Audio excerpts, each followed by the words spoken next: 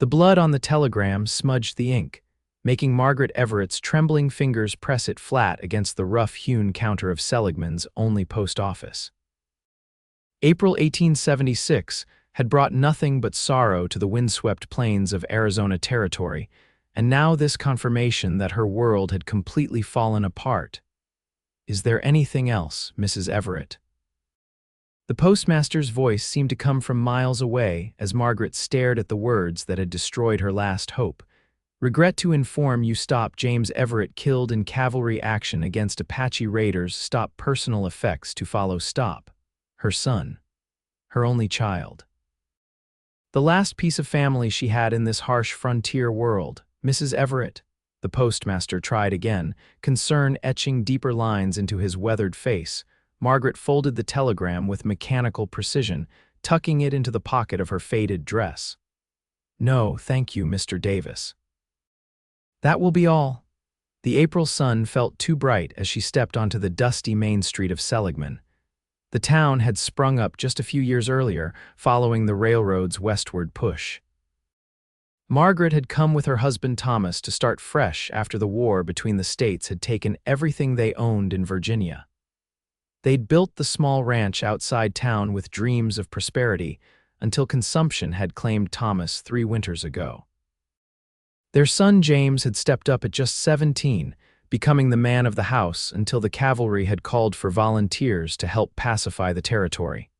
Now, at 38, Margaret was truly alone.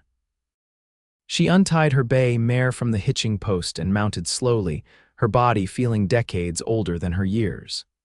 The 5-mile ride back to her ranch stretched before her like an endless desert. She barely noticed the figure approaching on horseback until he was nearly alongside her. "Afternoon, Mrs. Everett." The deep voice belonged to Lucas Callahan, who'd bought the neighboring property a year earlier.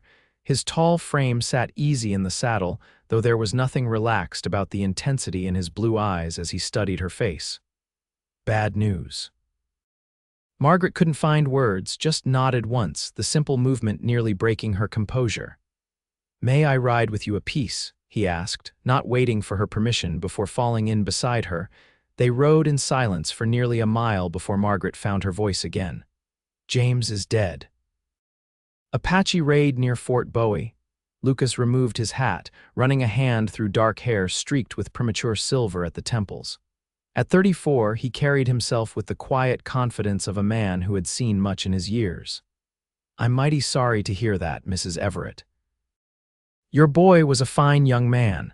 He was all I had left," she whispered. Lucas replaced his hat, adjusting the brim against the lowering sun. "If there's anything I can do..." "There's nothing anyone can do now."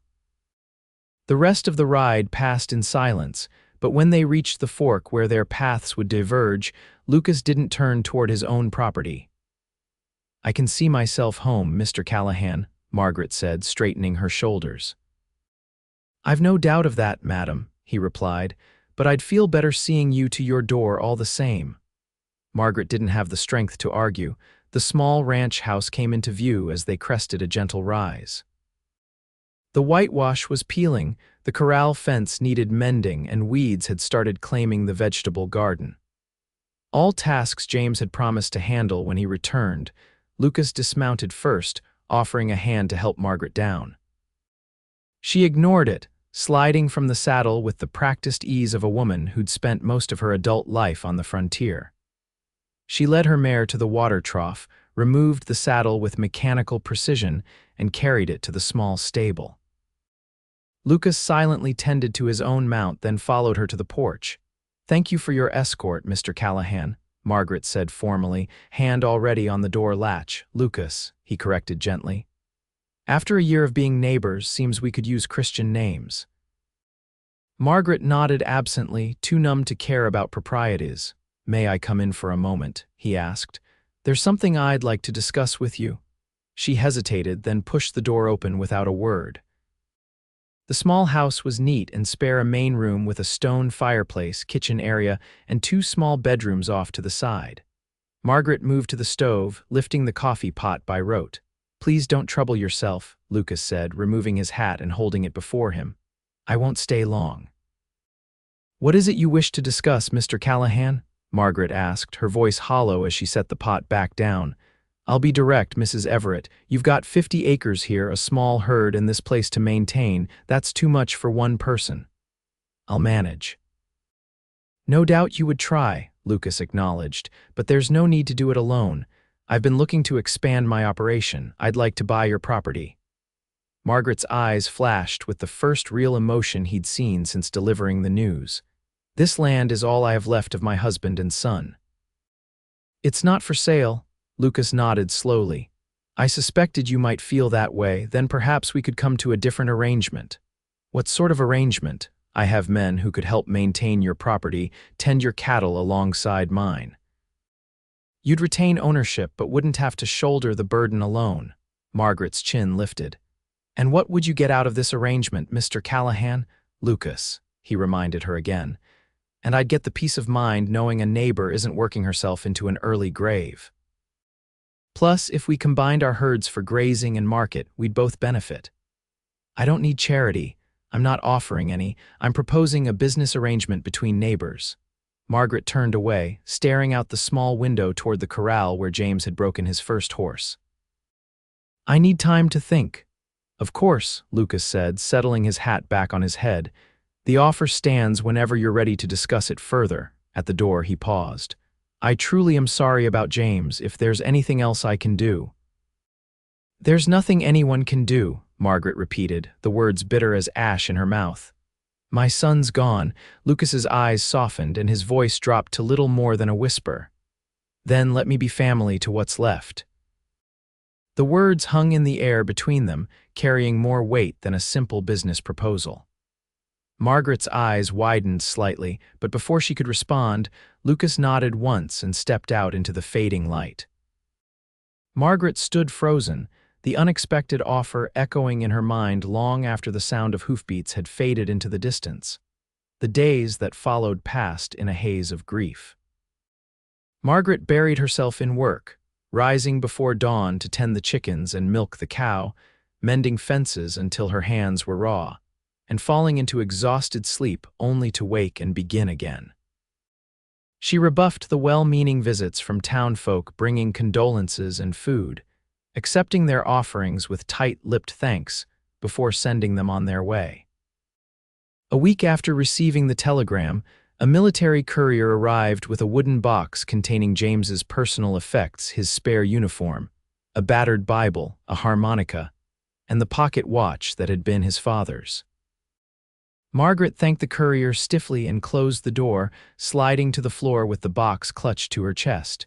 She didn't hear the approaching rider until boots thudded on the porch and a knock sounded at the door.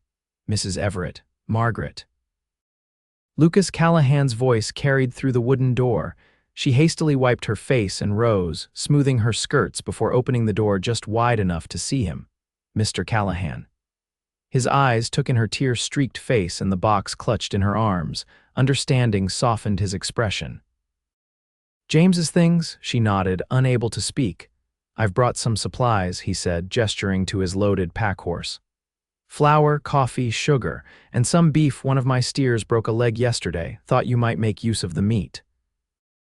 "I told you I don't need charity," Margaret said, but the words lacked conviction. "It's not charity to help a neighbor through a hard time," Lucas replied. "Besides, that beef will spoil if it's not used, and I've got more than enough for my men." Margaret hesitated, then stepped back, opening the door wider. "You can bring it in." Lucas efficiently unloaded the provisions, placing them on her kitchen table. "I've also got some men coming tomorrow to help repair your north fence line. Noticed it was down when I rode past yesterday." "Mr. Callahan, Lucas," he corrected again, a hint of exasperation in his tone. "Lucas," Margaret conceded. "I appreciate your concern, but I haven't agreed to any arrangement." "No, you haven't," he acknowledged. "But that fence still needs fixing, and those cattle of yours won't stay put without it." Margaret set James's box on a shelf and turned to face him squarely. "Why are you doing this?" Lucas met her gaze steadily. "Because it's the right thing to do, because no one should have to face grief alone. And because I meant what I said, I'd like to be family to what's left here." "You hardly know me." "I know enough," he said simply. I know you're strong, stubborn as they come, and proud. I know you've faced more than your share of hardship without breaking. And I know that even the strongest person needs help sometimes.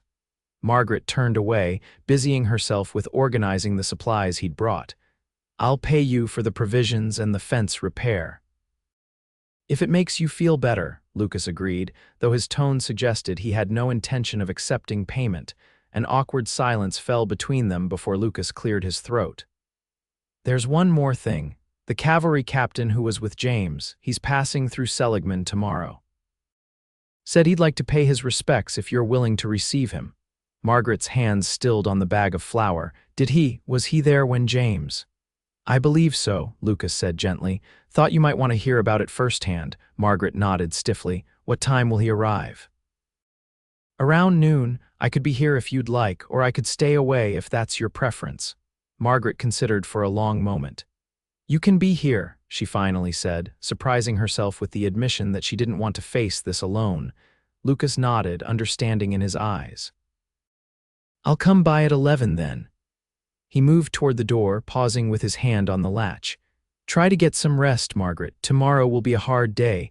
After he left, Margaret stood in the quiet house, surrounded by the provisions he'd brought and the box of her son's meager possessions. For the first time since receiving the telegram, she allowed herself to wonder if perhaps she didn't have to face the future entirely alone. Captain Daniel Harrington arrived precisely at noon the following day, his uniform impeccably pressed, despite the dust of the trail. Margaret, who had spent the morning alternating between dreading the visit and desperate impatience for news of her son's final days, received him in the main room of the ranch house. Lucas stood quietly by the fireplace, a solid presence that somehow made the captain's visit more bearable. Mrs. Everett, the captain began after accepting a cup of coffee. First, let me express my deepest condolences. Your son was one of the finest men under my command. Thank you, Margaret said mechanically, but I'd prefer to know how he died rather than platitudes about his character. I knew my son, Captain. The captain nodded, not offended by her directness. Of course, madam. It happened during a patrol near the Dragoon Mountains. We had reports of Apache warriors moving through the area, possibly Karakahua under Geronimo's leadership. James was scouting ahead with 2 other men when they spotted smoke from a settler's cabin. The captain paused, taking a sip of coffee. By the time the main patrol arrived, the cabin was engulfed in flames. A family had been attacked: mother, father, 3 children. The raiders were still in the vicinity, and James organized the defense while I sent men to get the family to safety. He died protecting them, Margaret asked, her voice barely audible. Yes, madam. The family escaped without casualties because of your son's actions. He held the line when the raiders circled back, giving the others time to get the children to safety. It was a brave stand, Mrs. Everett. A bullet took him clean through the heart. He wouldn't have suffered. Margaret's hands tightened around her coffee cup. And the family, they survived. They did, all 5 of them. The Gibson family, they've relocated to Tucson now. At least his sacrifice meant something, Margaret whispered. It meant everything to that family, madam, the captain said firmly. And your son died as he lived thinking of others before himself. Lucas shifted slightly, drawing the captain's attention. Were you able to track the raiders? The captain's expression hardened. We pursued them into the mountains, but lost their trail in the high country. Army's still looking, but those mountains have 1,000 hiding places.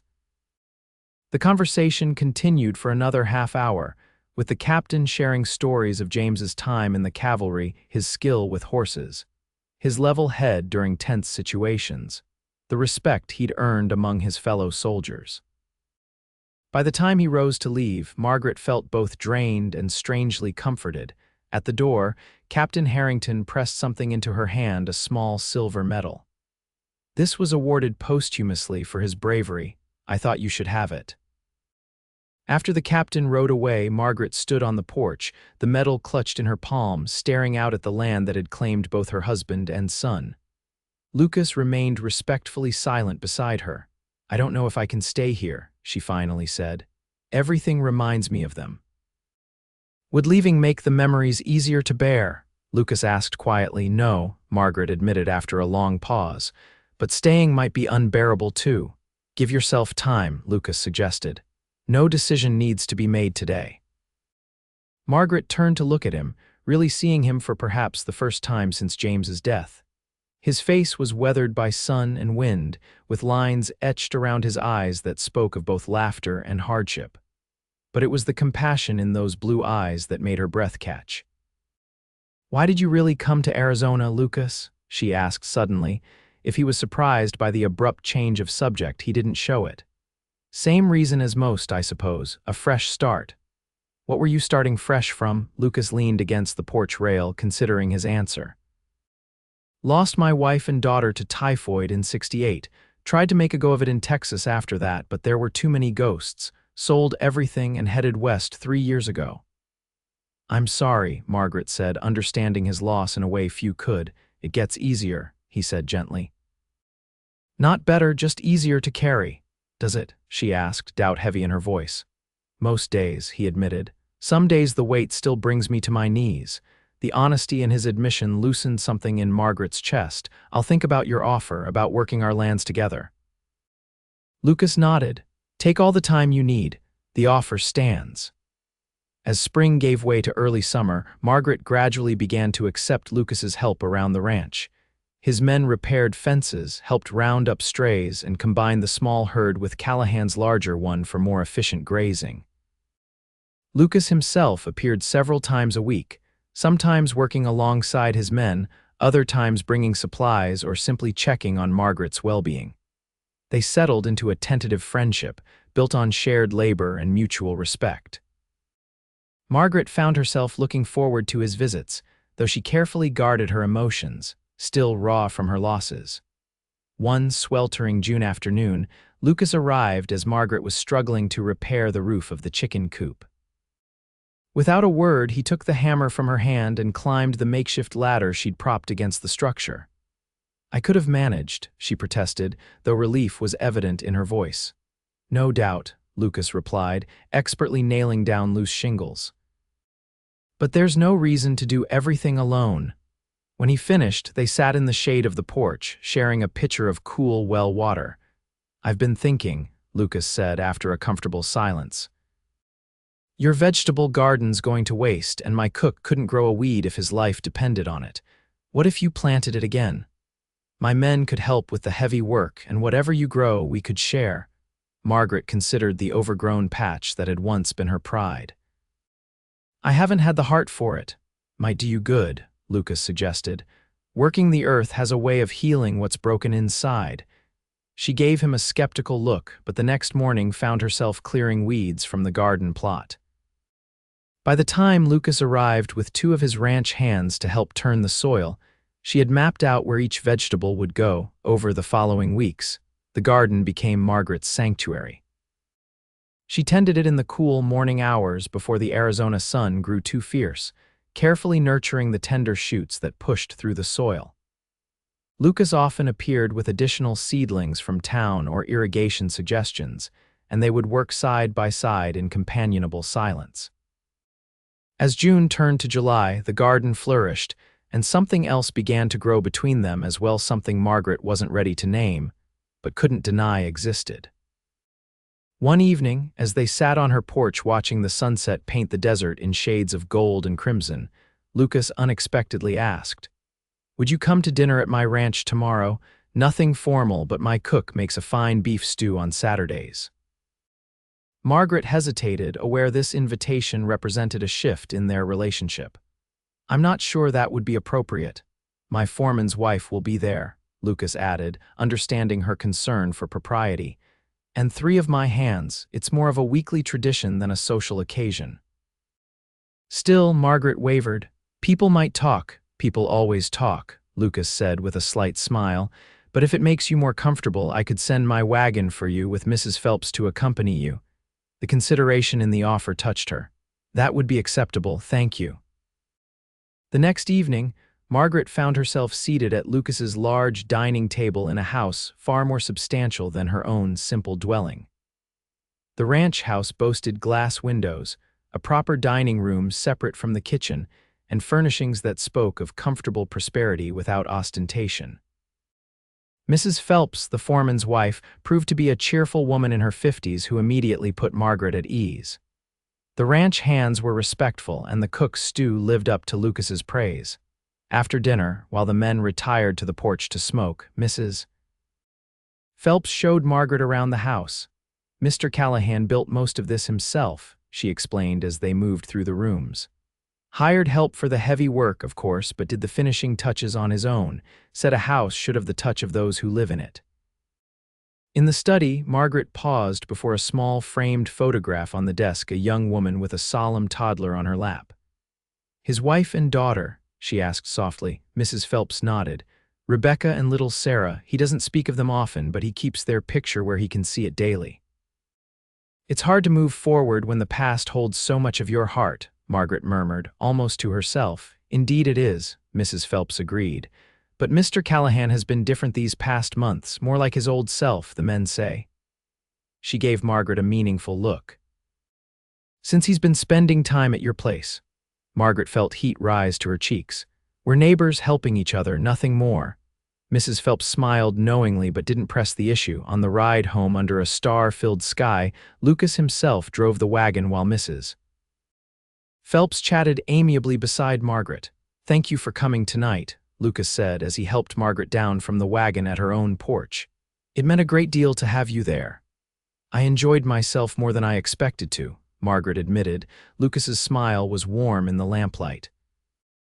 "Then perhaps you'll come again sometime." "Perhaps," she agreed, finding herself returning his smile. As July faded into August, Margaret's visits to the Callahan Ranch became a regular Saturday occurrence, and Lucas began joining her for Sunday dinners after church. The townspeople of Seligman noticed, of course, but most approved of the developing friendship between the widow and her neighbor. It was during one of these Sunday dinners that the peaceful routine they'd established was shattered. They were just finishing their meal when the sound of approaching horses drew their attention. Lucas rose, hand instinctively moving toward the rifle mounted above the door. "Expecting visitors?" he asked, peering through the window. "No," Margaret replied, joining him at the window. 3 riders were approaching, dust rising behind them as they pushed their mounts hard. "Stay inside," Lucas instructed, reaching for his hat. "This is my home," Margaret reminded him firmly. "I'll greet whoever comes calling." Lucas looked like he might argue, but instead nodded and followed her onto the porch, positioning himself slightly ahead of her as the riders pulled up in a cloud of dust. "Mrs. Everett," the lead rider, a tall man with a marshal's badge pinned to his vest, addressed her directly. "I'm Margaret Everett." "Marshal Peterson, madam. This is Deputy Collins and Army Scout Wilson." He nodded to his companions. "We're tracking a band of Apache raiders. They hit a homestead about 15 miles east of here yesterday, killed the men and took 2 women captive." Margaret's blood ran cold. "The same group that killed my son. Can't say for certain, madam, but it fits their pattern. We've been on their trail since dawn but lost it about 3 miles back. Wondering if you've seen or heard anything unusual today." "Nothing," Margaret said. "But you're welcome to water your horses and rest a while." The marshal nodded gratefully. "Much obliged, madam." As the men tended their mounts, Lucas pulled Margaret aside. "I don't like this. If they're tracking raiders, it could bring trouble right to your door."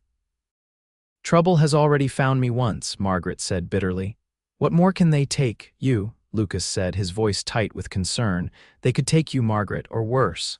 The stark fear in his eyes made her breath catch. "What would you have me do, run and hide?" Before Lucas could answer, the marshal approached them again. "Scouts found sign heading northwest toward your property, Callahan." He turned to Margaret. "Madam, I'd feel better if you didn't stay here alone tonight. These raiders have been targeting isolated homesteads, particularly those with few men to defend them." "She can come to my ranch," Lucas said immediately. "I've got 8 men there, all armed." Margaret wanted to refuse on principle, but practicality won out. "I'll need to gather a few things." While she packed a small bag, she could hear Lucas and the marshal discussing plans. By the time she emerged, the decision had been made. The marshal and his men would continue tracking the raiders, while Lucas would escort Margaret to his ranch. "I'll send men to watch your property," Lucas assured her as they mounted up. "Nothing will be disturbed while you're gone." The ride to Lucas's ranch was tense, both of them scanning the horizon for any sign of movement. When they arrived, the ranch hands were already preparing for possible trouble securing livestock, positioning men at strategic points, and readying weapons. Mrs. Phelps met them at the door, her normally cheerful face tight with concern. "I've prepared the guest room, Mr. Callahan. And extra bedding for the men who will be standing watch." "Thank you, Helena," Lucas said, helping Margaret dismount. "Make sure Mrs. Everett has everything she needs." "Of course," Mrs. Phelps assured him, ushering Margaret inside. "Don't you worry about a thing, dear." No raiders would dare attack this place with Mr. Callahan and the boys on alert. Despite the woman's reassurances, Margaret slept fitfully that night, waking at every sound. Near dawn, the crack of gunfire brought her fully awake. She rushed to the window, heart pounding, but could see nothing in the pre-dawn darkness. Throwing a shawl over her nightdress, she hurried from the guest room. Lucas met her in the hallway, rifle in hand. "Stay inside," he ordered. One of the hands spotted movement near the south pasture and fired a warning shot.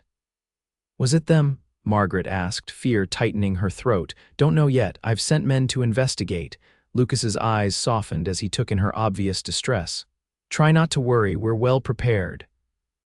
But worry she did, pacing the kitchen as Mrs. Phelps prepared breakfast with forced cheerfulness. An hour passed before Lucas returned, his expression grim. "They found Milner's place about 3 miles south," he reported. "Burned to the ground, no survivors."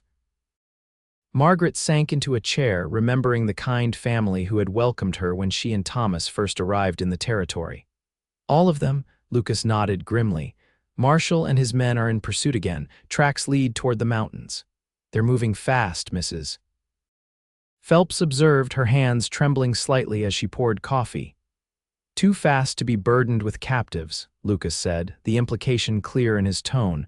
Margaret closed her eyes briefly, saying a silent prayer for the women who had been taken. "How long must I stay here?" she asked. "Until we're certain the danger has passed," Lucas replied firmly. "A few days at least." Those days stretched into a week as reports continued to come in of the marshal's pursuit.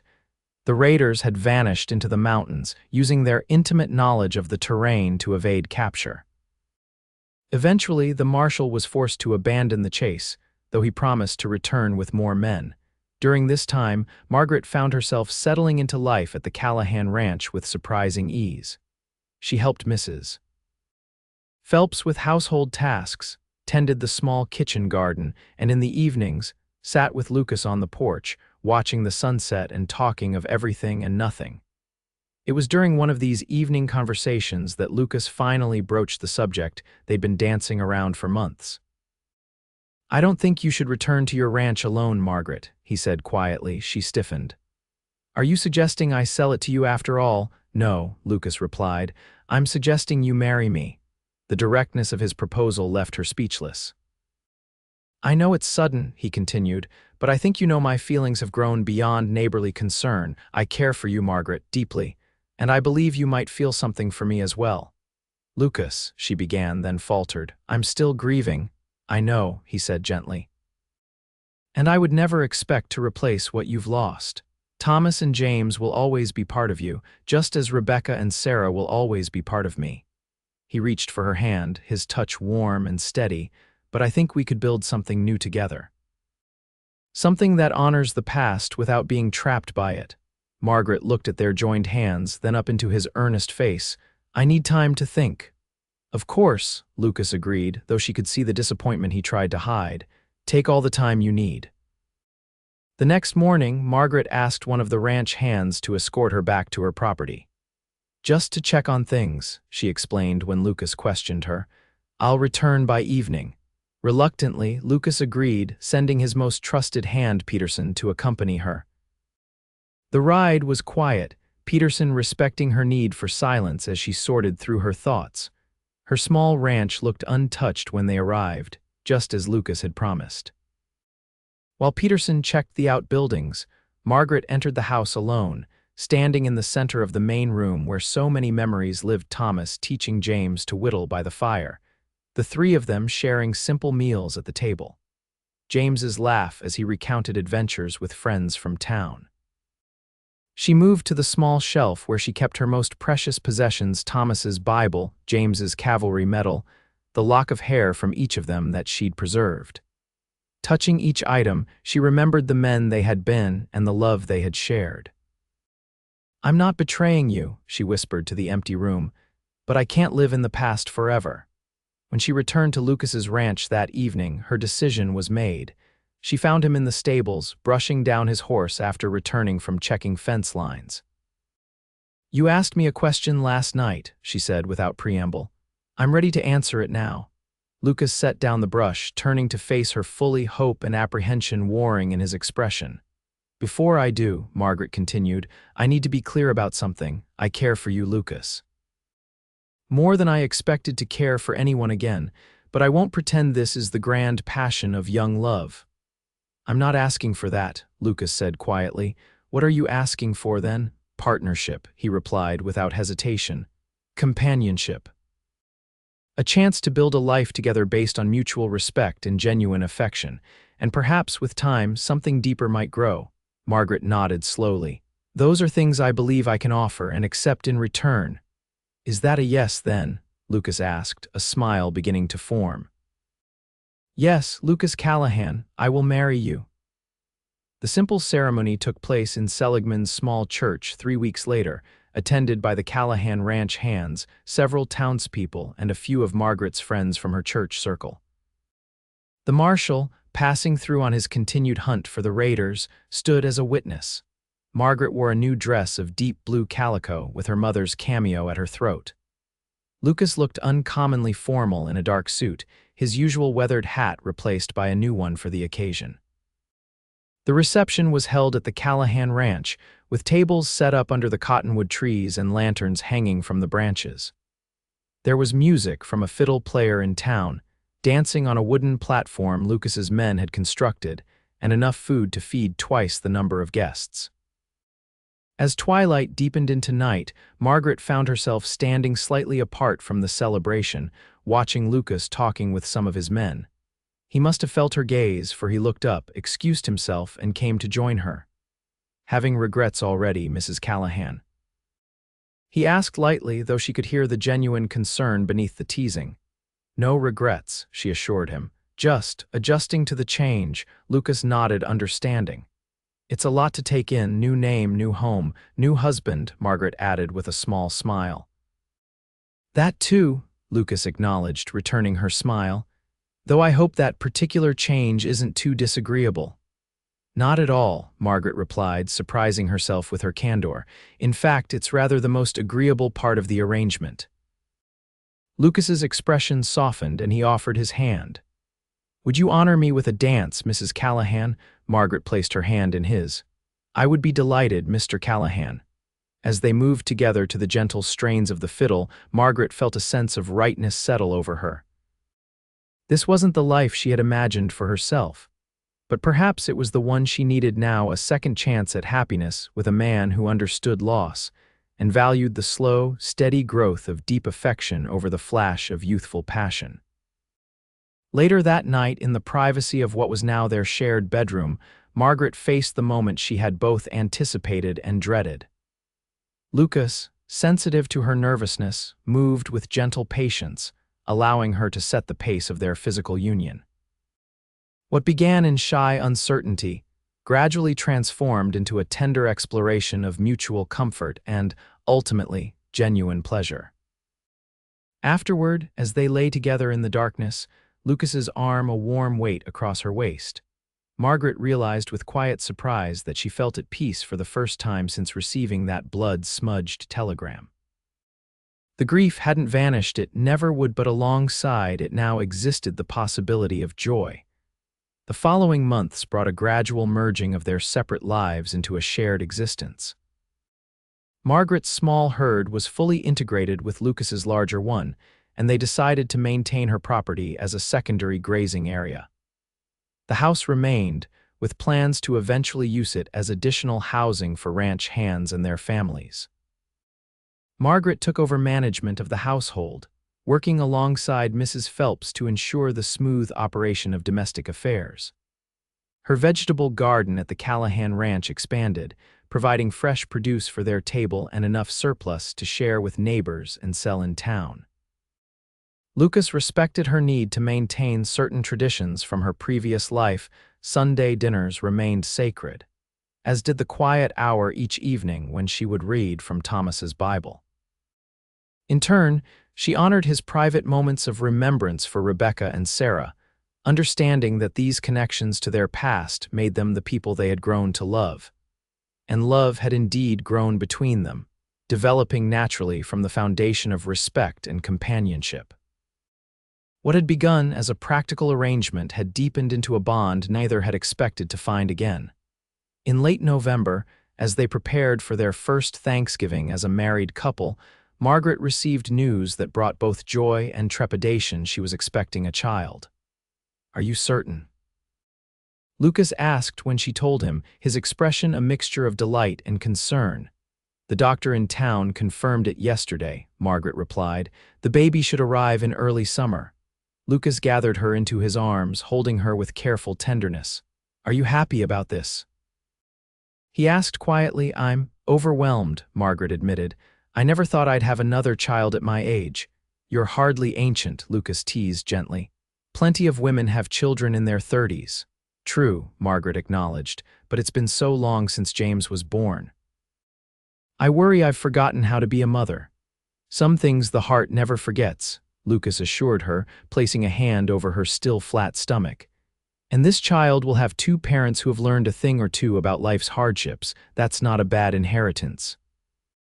As winter settled over the Arizona territory, bringing cool days and cold nights, Margaret found herself experiencing a renewed sense of purpose. The child growing within her represented hope, not a replacement for what was lost, but a continuation of life's cycle and a symbol of the new family she and Lucas had created.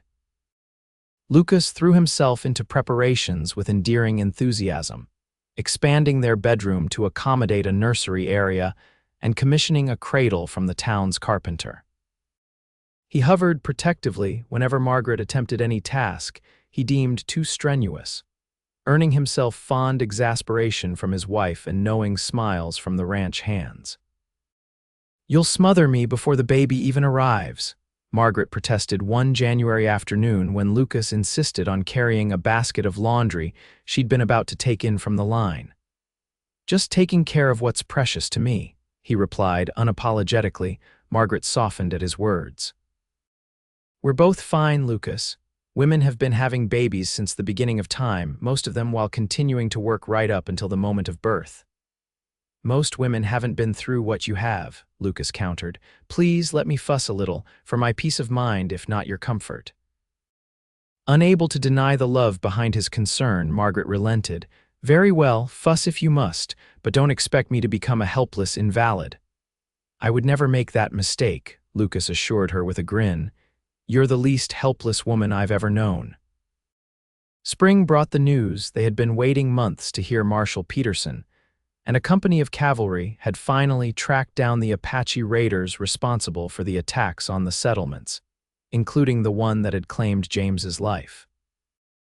A fierce battle in the mountains had ended with most of the warriors killed and the remainder surrendering. "It won't bring James back," the marshal told them when he stopped at the ranch on his way through Seligman, "but I thought you'd want to know justice has been served." Margaret, now visibly pregnant, received the news with mixed emotions. "Was it justice?" she asked after the marshal had gone, "or just more bloodshed?" "Both, perhaps," Lucas replied thoughtfully. "Those men killed innocent people and had to be stopped. But I can't help thinking about what drove them to such actions in the first place. The loss of their lands, their way of life," Margaret said. "I can understand rage born of grief, even if I can't condone what they did with it." Lucas took her hand, his thumb tracing gentle patterns on her palm. "You have a generous heart, Margaret Callahan." "Not always," she admitted. "When I first learned of James's death, I wanted vengeance. I wanted someone to suffer as I was suffering. That's human, Lucas assured her. What matters is that you didn't let that darkness consume you. You helped with that, Margaret said softly. You showed me there could be life after loss. The baby arrived on a perfect June morning, after a night of labor during which Lucas refused to leave Margaret's side despite the midwife's attempts to banish him to the porch with the other anxious men. The first cry, strong and indignant, brought tears to both parents' eyes. You have a daughter, the midwife announced, placing the squirming bundle in Margaret's arms. Margaret gazed down at the tiny, red face, overwhelmed by a rush of love so powerful it took her breath away. Hello, little one, she whispered. Lucas perched on the edge of the bed, one arm supporting Margaret while his other hand gently touched the baby's cheek. She's perfect, he said, voice rough with emotion. What shall we name her? Margaret asked, looking up at her husband. They had discussed names during the long months of waiting, but had made no final decision, both feeling it was something they would know when the moment arrived. Lucas studied the infant's face thoughtfully. What about Hope? He suggested, because that's what she represents for both of us. Hope, Margaret repeated, testing the name. Hope Callahan, yes, I think that suits her perfectly. The baby yawned, tiny fingers flexing against the blanket, seemingly approving of her name. Hope Rebecca Callahan, Margaret added softly, to honor your first daughter. Lucas's eyes filled with tears. And perhaps Thomas for her middle name, to honor your husband who helped make you the woman I love. Hope Rebecca Thomas Callahan, Margaret agreed, her own eyes damp. A name that honors our past while celebrating our future. As word spread of the new arrival, visitors began appearing at the ranch bearing gifts and good wishes. The town's seamstress brought a beautiful christening gown. The general store owner arrived with a rocking horse for when the baby was older. And even Marshal Peterson sent a silver cup from Tucson with his congratulations, Mrs. Phelps organized the flood of visitors and gifts with cheerful efficiency, ensuring Margaret had time to rest between receiving guests. The ranch hands, initially awkward around the tiny infant, soon became protective uncles, each vying for the privilege of holding her during their off-duty hours. One evening, about 2 weeks after Hope's birth, Lucas found Margaret in the nursery, rocking their daughter as the setting sun cast golden light through the window. He stood in the doorway, watching the tender scene, his heart full.